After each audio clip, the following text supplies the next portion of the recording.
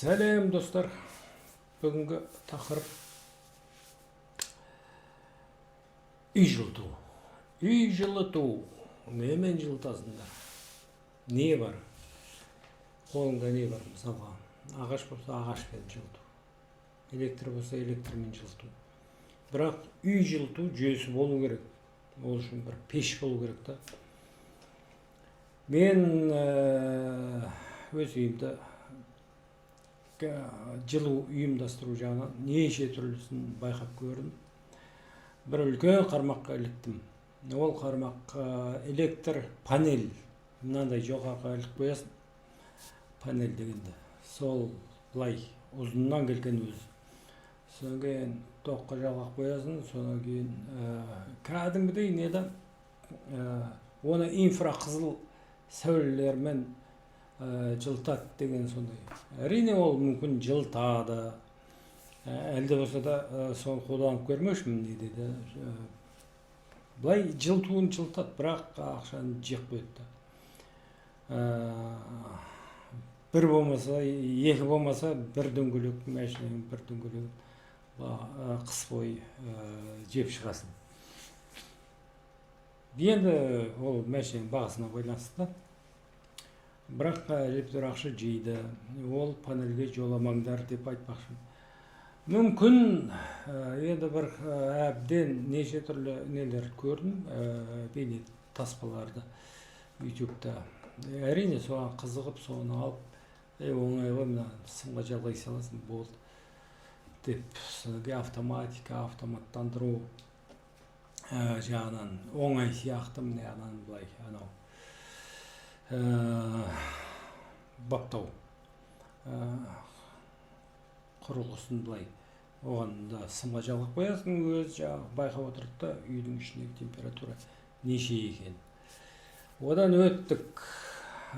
Содан енді ол көмір, ағаш, олар туралы айтпай қояйын, бірақ негізі деймін да, негізі мынау айналма су. Немен жылытсаң, сомен жылытасың, бірақ мынау айналма жүйесі болу керек та. Мынау неден түтіктермен келіп, ыстық су. Содан кейін мынау үй бөлменің ішіндегі жаңағы батарейлердің ішінен өтіп, жылуын тастап, әрі қарай кетіп, содан кейін қайтадан пештің ішіне кіріп, сөйтіп жаңағы айналма.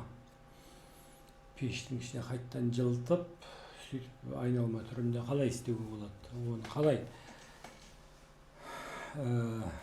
Енді көп байқағаным, мынандай қалың темір мұржадан жасайды, тұрғыларды сөйтіп қосып, оған дәнекер керек.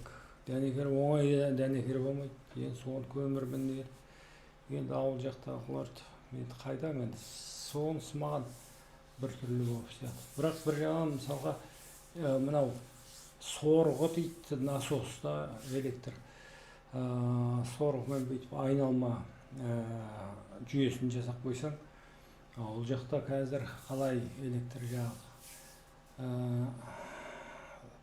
өзінен өзі айналма, мынау көбінесе ауылда жасап жүрген жағы темірден, қара темірден жасап жүрген жағы мынау айналма жүйе, ол өзінен өзі айналма. Өйткені ол физика заңына жүгінетін сондай жүйеде, мысалға суды жылытсаң, ыстық су, мысалға бір ыстық суда, ыстық су жоғары жаққа шығуды. Ал мынау не? Суық су төменге қарай. Сөйтіп, сондай өзінің физика заңы бар. Сондықтан мына пеш жақсаң, іші жылып, жаңағы су жоғарыға көтеріледі, соны бүйтіп келеді. Мынау дәл сол кезде сәл батарейлерден су суытылады, содан кейін ол төмен қарай кетеді. Сол кезде соң орнын басып, ыстық су енді кішкене мына жоғары жақта да кішкене былай нетеді ғой.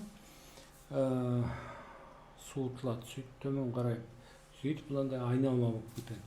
Енді сондай айналма жүйені жасау өзінен өз. Ол мынау үлкен диаметрлі түтіктерді, мұржаларды қажет етеді. Ал мен ұсынып отырған тез электр сорғымен тез айналдырып жылытатын және тез орнататын жүйе, ол металлопластикалық жүйе деймін да. Соны мен ұсынамын да. Соның қалай орнату, қандай не керек сол үшін, соның бәрін айтып бермекшімін. Ол бөлек екінші бөлім болсын. Мынау қазір осы кіріспе сияқты нәрсені айтып жатырмыз да. Жаңағы осындай жүйе әркімнің жасауына болады деп. Ал осы айтайын дегеніміз.